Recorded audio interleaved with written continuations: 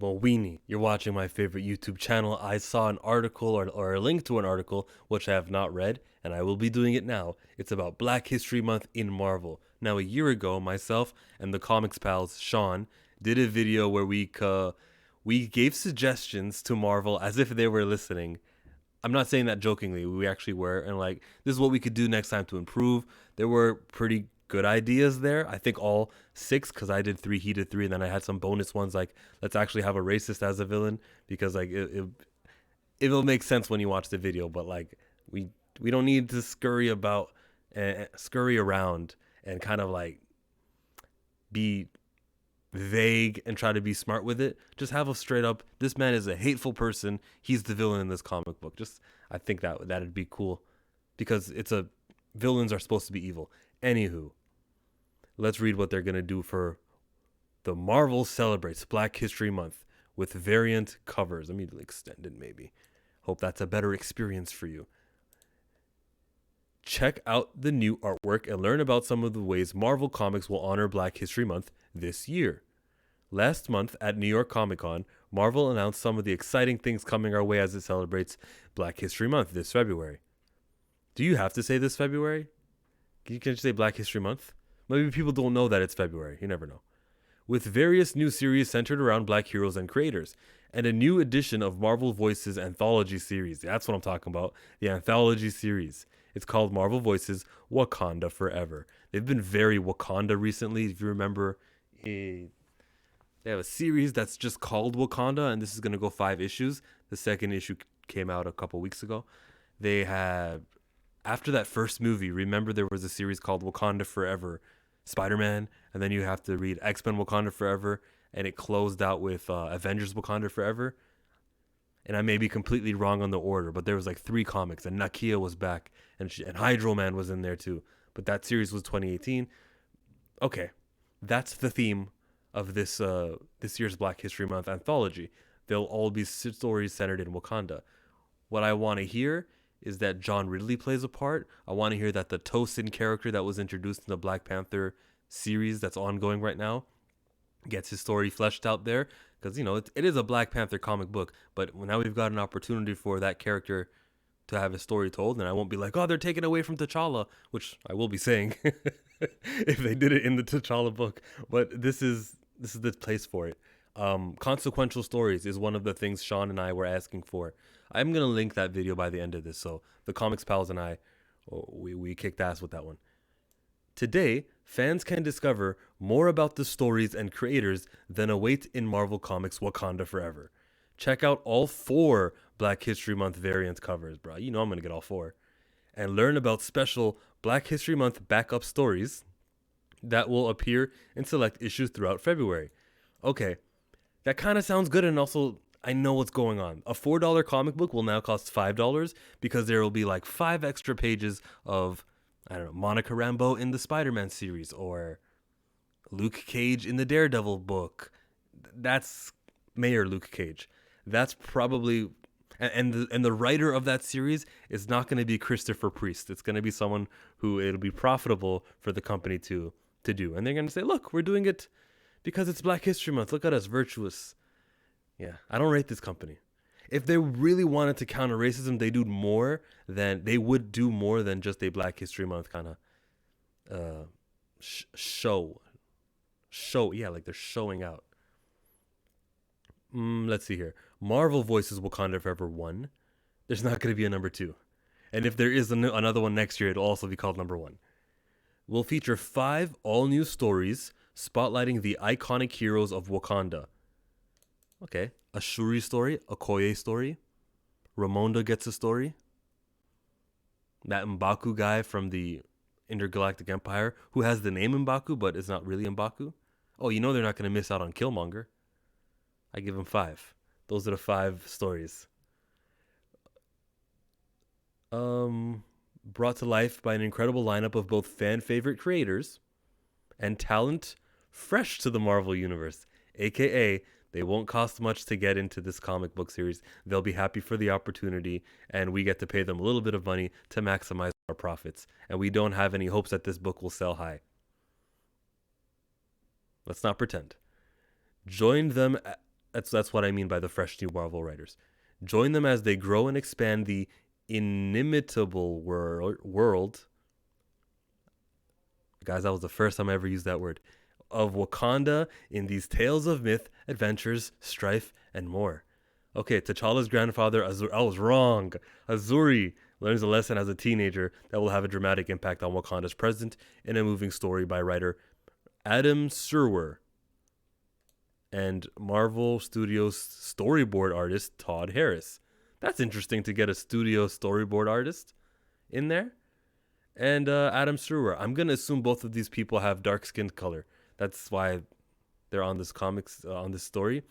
The mantleization of the Black Panther is something I'm like wary of, but I still do want to see a story of Azuri, right? Uh, okay, Marvel, I'll eat what you're selling. I just don't like that since Chadwick Boseman has died, they people on the internet, as well as I've heard Nate Moore himself kind of shift over to, well, it's a mantle. The Black Panther is a mantle.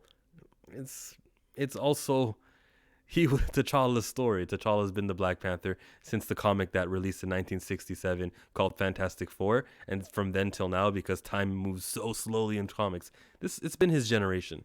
And when enough time passes, and we're not talking about a 13-year sliding timeline at Marvel, then we can act like it's a mantle. But since time moves slowly, we're in the generation of T'Challa. He is Black Panther. Second jot note says, it is the debut of the last Black Panther. Oh, another Black Panther, eh? Yeah, it's about that mantle, bro. In the far future of Wakanda, in a revolutionary tale written and drawn, okay, Juni Ba. That's interesting to me, to see what an artist does with a story. This guy wrote Image Comics' Monkey Meat. I don't read Independence. I also don't really like future stories, but I'm not in the Wakanda Forever #1 for consequential stories. I wish they did, but I know what to expect. And so straight up, 2 out of the 5 stories probably not going to have an impact on current day Marvel. They're pretty inconsequential, especially the one in the future. Now, 3. T'Challa. Oh, he's getting a story. T'Challa must grapple with a crisis of faith and goes to a surprising ally to help get him through it in a thrilling tale by writer Karama Horn. Karama Horn is the author of the recent Black Panther Protectors of Wakanda book. It didn't say comic book, so I don't know who this is. And an artist called Alitha E. Martinez, known for her work on Black Panther and Miles Morales' Spider-Man. Okay then, a T'Challa story. And the Black Panther Unconquered was a book that dealt with a little bit of faith in T'Challa. And so this is maybe building on that, or has nothing to do with it. And it's just a coincidence. Now, learn what length Shuri will go into in order to protect Wakanda from a devastating attack from a dangerous new foe. Like it, a dangerous new foe. Brand new character. There's a lot of speculators in the comic book market who go, I want to get the first appearance of whoever the new foe is. That makes this book valuable to some. People are going to get it dinged on their app. And Mike from the Bridgeport, Connecticut store, Rogue Comics, hates this app, but it drives comic sales. From a dangerous new foe in an action-packed story by Murewa Ayodele and Dotan Akande, the team behind the recently announced I Am Iron Man limited series. Okay, if Shuri's in here and they're writing Iron Man, you see that girl right above me, right there, Riri Williams. Now next is a new Dora Milaje trainee. I already like it. Must accomplish one last thing to earn her place. Give us her name. What's her name? She's got to defeat Okoye in combat. This is already the best story. Witness this breathtaking battle in this story by the Eisner Award-winning writer, Sheena Howard. Okay, Sheena Howard. Sheena, they didn't even tell me you were the Eisner Award-winning writer, and I knew you had the best story. And artist Marcus Williams from Tuskegee Airs. Plus an all-new essays and interviews about all things Wakanda, stuff to fill in the pages, and that's fine. That last story sounds interesting.